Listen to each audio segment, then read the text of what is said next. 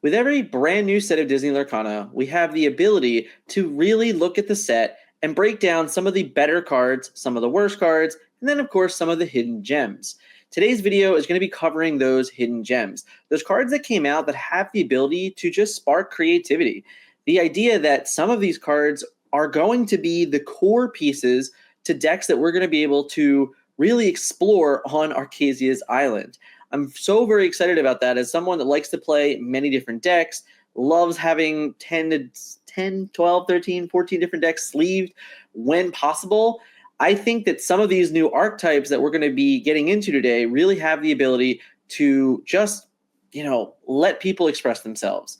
And I think that's awesome now that we're getting into the seventh set of Disney Lorcana, that we have so much freedom in deck building and deck creativity, and that Duel Links really brought it together and showcased us a brand new idea and concept for certain individual Duel Links. So very excited. Let's get into the 13 hidden gems from Archazia Island. Number 1 is the Mulan Disguise Soldier. The 1-cost inkable, 2 strength, 1 willpower with 1 lore is a steel character, and her ability is Where Do I Sign In? When you play this character, you may draw a card, then choose and discard a card. That's right, super subtle, nothing crazy, nothing oh my god about this card. All it simply does is give you a choice that we have yet to have in Disney Lorcana. In all honesty, the only other card to date that is similar enough to this one at 1 cost is Simba Future King, which is a 1-cost 1/2.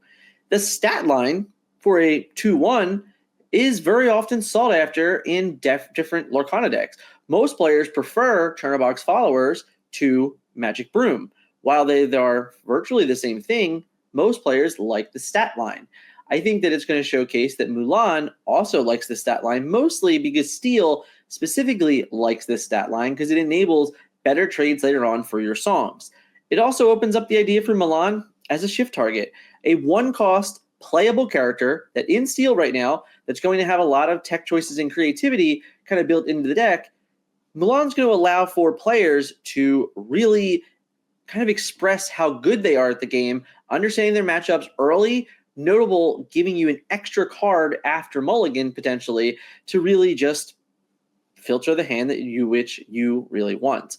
I'm very excited for Mulan. It's super subtle, it's super small, but it is the type of card that I believe has a really high opportunity chance to just be successful in multiple different versions of decks, specifically Steel decks, maybe specifically Steel mid-range decks, or potentially aggressive decks. We'll see. I think all in all, Mulan is a keeper, and she's definitely going to see some play. King Candy Royal Racer, on the other hand, is quite different. He is the 4-cost uninkable, 2 strength, 2 willpower, 2 lore with the ability Sweet Revenge. When one of your other racer characters is banished, each opponent chooses and banishes one of their characters. Unlike Mulan, King Candy is going to be the core to any new racer deck.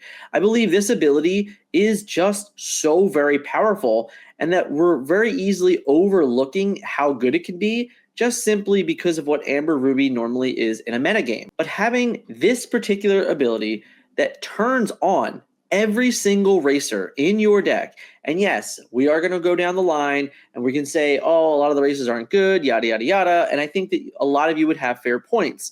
But if you really start looking over the sets, understanding what racers have been getting for the last 3 sets, I think that this card is much closer than people want to give credit to. The concept of so many very good, strong, playable characters that are also mostly on stat curve and have unique abilities all play so well into Sweet Revenge.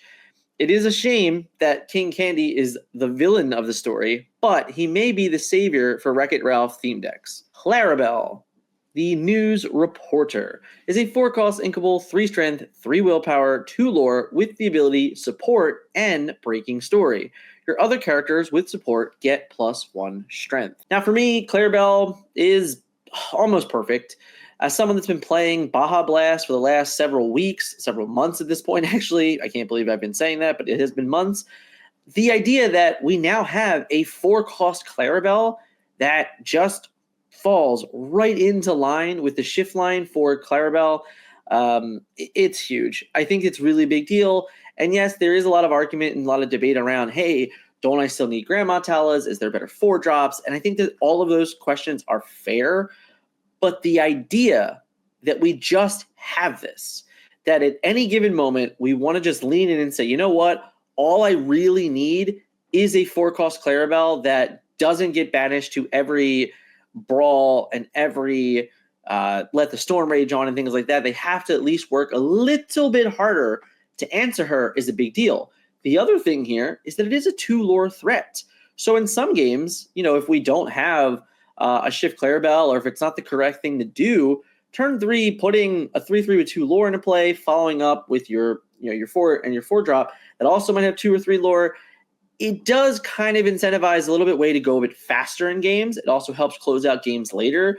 Maybe the first Clarabelle always gets shifted, but the second one might just come in and just be a 2-lore character that your opponent has to deal with that does represent lore to win the game. I think that this is really important. Honestly, in the past, we've only really had Grandma Tala, and in most cases, Scrooge McDuck, but Scrooge is uninkable.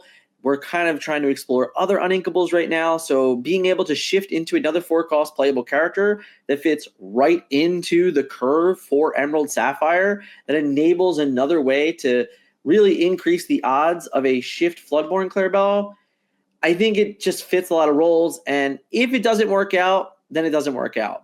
But if it does, it's going to be a real key piece in that. And in any world, and I do mean this one's a crazy out of left field thing, if any world where a support deck actually starts to matter, well, Breaking Story is phenomenal for that as well. Very excited for Clarabelle in general. Can't wait to actually sleeve this card up. Isabella Madrigal is a 5-cost, inkable, 3 strength, 3 willpower, 4 lore with the ability I'm Tired of Perfect. Whenever one of your characters sings a song, this character can't be challenged until the start of your next turn. So Isabella Madrigal in the moment is a potential centerpiece card for Madrigal decks. Now, do I believe that Madrigal has all the pieces to really be successful or better than just mostly like a Steel Songs deck? I don't think so, but it's hard to ignore 4 lore on a character that can't be challenged. On average, it's very easy for you to sing a song a turn. We can, maybe even go to the length of playing cards like Sleepy's Flute again. So where all of a sudden Isabella plus a Sleepy's Flute and one song now represents 5 lore a turn that your opponent can't interact with by challenging. They have to find a way to answer Isabella through other means. So although certain decks will definitely be able to do this, and, we're going to have plenty of ways to interact with her, there are going to be a portion of the metagame that just might not have a way to answer 4 lore from your Isabella. And because of that, I do think that if there is a Madrigal deck that can be successful, she will end up being one of the centerpiece characters for it. Another notable thing here is that when in doubt, she can sing a song herself and still be protected.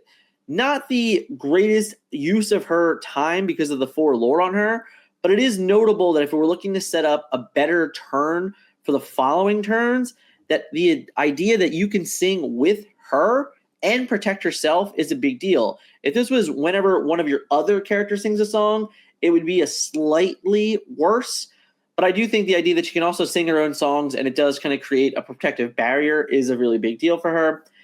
She's probably a little lower on the list of cards I really believe will be successful, but I like the idea that Madrigals have gotten a lot of cards over the last sets as well. There's definitely be players that will be looking forward to building Madrigal decks, and I think that in order for them to be successful, they're going to need a way to make Isabella successful. This Friday, myself and David Nunez are going to be sitting down and we're going to be kind of going over the first initial weeks of Archazia Island. We're going to be breaking down all the things you need to know for Limited in your release events, even past that for Draft. David Nunez is working hard on his efforts to make sure he has the best information for you to be successful in those events. After that, we're going to be kind of breaking down the initial thoughts of the week 1 metagame, what it will look like in Archazia's Island. What cards should you be worried about? What cards can you build around that's going to make you helpful? And even some of those more budget-friendly decks. Lots are going to be discussed in this wonderful event that we are hosting on MetaFi. The link is in the pinned comments below, and it's in the description below as well. And guys, even if you can't make it live, by purchasing an event ticket, you will be able to watch this forever. It's just like buying a guide from us where you can go back, read it again, see the updates. This is a one-time event, but it is only going to be an opportunity that if you are there live, you're going to have a nice Q&A at the end. We're really trying to space it out to we get the limited information we want, we get the constructed information we want, and then we're going to leave the back end to answer all the questions from the audience to as much as we possibly can within reason. I don't think we're going to go to sleep until everyone is satisfied. Thank you guys so much. Make sure you check out this event. It would mean a lot to us. Again, I say this all the time. MetaFi is the #1 way to support the channel. Definitely check out the pinned comments. Our dear lady, Miss Park Avenue, is a 5-cost, uninkable, 4 strength, 4 willpower, and 2 lore with the ability Shift 3 and Something Wonderful. When you play this character, you may return up to 2 character cards with cost 2 or less from your discard to your hand. This wonderful lady is definitely a spotlight character for Emerald Amber decks. I think that she has her ability in itself is very similar to what I would compare Doc Bold Knight to. The idea that you could pay 5 and simply pick up, any 2 characters that you want that cost 2 or less, depending on what the need is. I think the idea that Lady can really be a toolbox card. It can enable you to play very interesting 2-cost cards, similar to Honey Lemon, which is a kicker that also you can pay for 4, make them discard additional cards. I love the idea that we can just get back Flynn Riders, Lilos, Piglets, just a way to flood the board the following turn and say, hey, you need to answer me or I'm going to win the game. I also think that it could come on time very often as after a board wipe type card. It's also a great card to play into Sisu turns because she is a 4/4, so they have to have Ink Geyser plus the ink and the Sisu to kind of get rid of her. So everything about her really lines up to being a very powerful card, and I do believe that this is going to be a dominant aggro strategy in the Archazia's Island. It'll definitely be something that people start with early and try to figure out the pieces to this puzzle. Queen of Hearts. Unpredictable Bully is a 5-cost, uninkable, 2 strength, 6 willpower, 2 lore with Shift 3, and the ability If I Lose My Temper. Whenever another character is played, put a damage counter on them. Man, I just love this card. I know I keep talking about it. I know it's been on other reels and things like that, but this card is so very interesting. I think it really opens up a dynamic for Emerald Ruby decks. I think this is the card that if it's not right now, it has to be coming, and its ability is so very interesting. If we can find a way to protect this card and it can just find its really piece of the metagame, I think it's going to be an absolute terror. But even in the idea that this now has not 1, but 2 2-cost Queen of Hearts that you can play on turn 2 that this can shift onto. You can start this so very early in a game, and she can come in, she can sing songs, she can just be aggressive early, and she has a really high willpower. A turn 3, 6 willpower card that when things come into play, they take damage. That's great. This card by itself cannot be taken out by a Fox. The Fox actually comes in, takes the damage from Queen of Hearts, and if it runs into it, Queen trades and lives to tell the tale about it. I think that's very interesting. I think there's a lot to explore with this card, and I'm so very excited for it. I think that Emerald Ruby has been lackluster for all of eternity, and it's only lived in a world of, I just play evasive strategies. It's been kind of cute where you've tried to do Robin Hood things. As much as there's exciting things to try with it, I think Queen of Hearts is hopefully the answer that Emerald Ruby players were really looking forward to. Mushu, the Majestic Dragon. 5-cost, inkable, 4 strength, 4 willpower, and 1 lore with 2 abilities. Intimidating and awe-inspiring. Whenever one of your characters challenges, they gain resist 2 during that challenge. And Guardian of Lost Souls. During your turn, whenever one of your character banishes another character in a challenge, gain 2 lore. Mushu himself is basically a flip the script on a stick. And what I mean by that is that his ability is so dominating. The idea that you can turn your 4-cost characters into resist to challengers that gain you lore when they do challenge things is very impressive. Of course, the natural fear to this card is that in most cases, the cards that you want to be playing in this deck are uninkable. In other cases, they're cards that were not very good on their own to begin with, and we're really hoping that Mushu can carry his weight and enable these cards to be so very powerful that it takes them from mediocre to overperformers. And that's what Mushu is really trying to do. But if we can fit him into a natural deck and just say, hey, with Calhoun, with resist 4, gain 4, I mean, that's actually insane.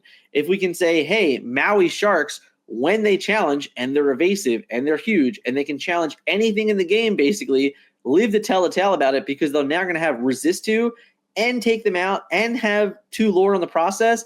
This is all of a sudden a very new world for this type of strategy. I think Mushu, the idea, most people that we have issues with the card is that, oh, it doesn't do anything when it comes into play. That's not true. Mushu's ability turns on immediately. So any other characters that you have in play will immediately gain Intimidating and Awe-inspiring and Guardian of the Lost Souls.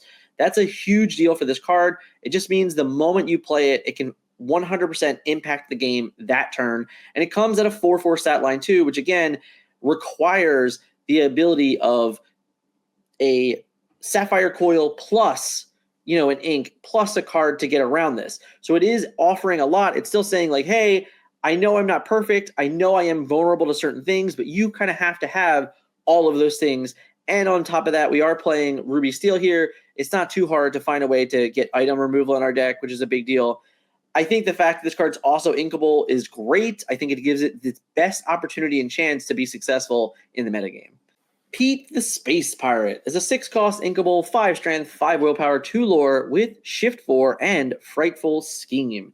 While this character is exerted, opposing characters can't exert to sing songs, and your pirates gain resist 1.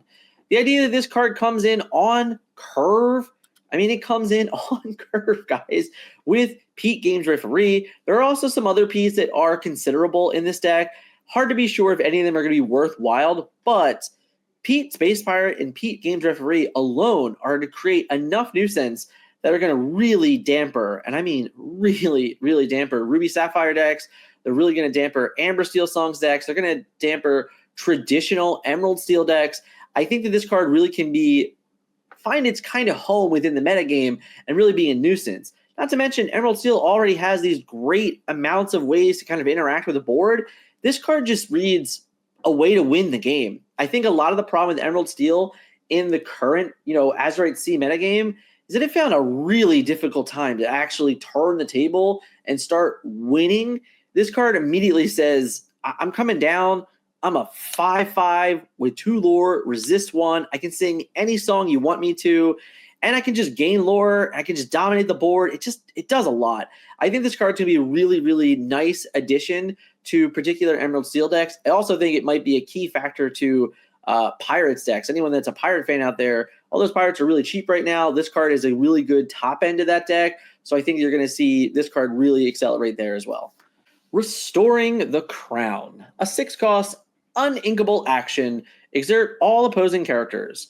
Whenever one of your characters banishes another character in a challenge, this turn gain 2 lore.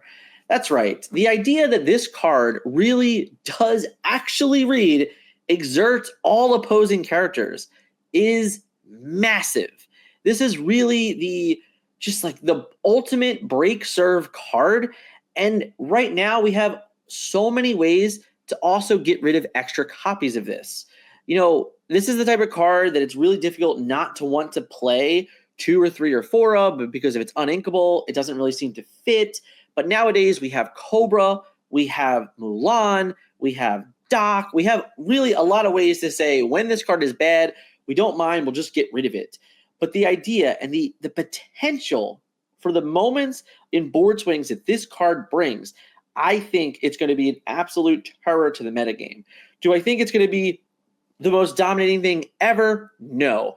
But do I think the idea that we can easily fit 2 or 3 copies of this in a deck that does sifting so well?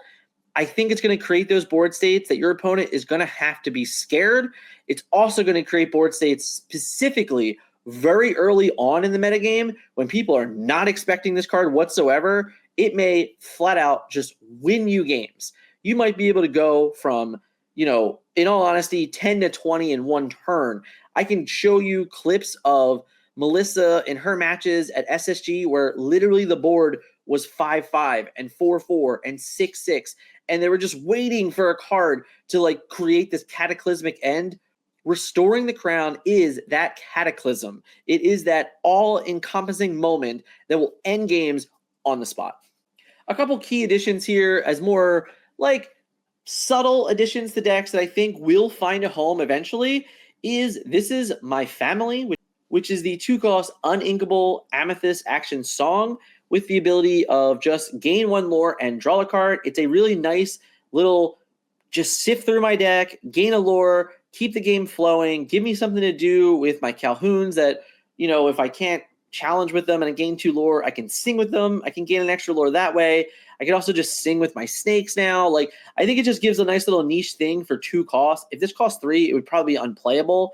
But the fact that it does cost 2 is very interesting. It also gives a little note to cards like Cinderella, Ballroom Sensation that, saw a lot of play in Fairy Godmother decks, in the Amber Amethyst versions of those decks. Now you can play a Cinderella on 1 and then sing this song on 2 and kind of just keep the game moving forward, keep your hand healthy. I think I really like that. All Is Found is the Sapphire 5-cost action song with the ability to put up to 2 cards from your discard into your Inkwell, face down and exert it. Really key component here is A, this card is adorable. B, this allows for you to put uninkables into your Inkwell. I think that's really important. I also think this is a potential way for decks to kind of compete against Ink Geyser decks.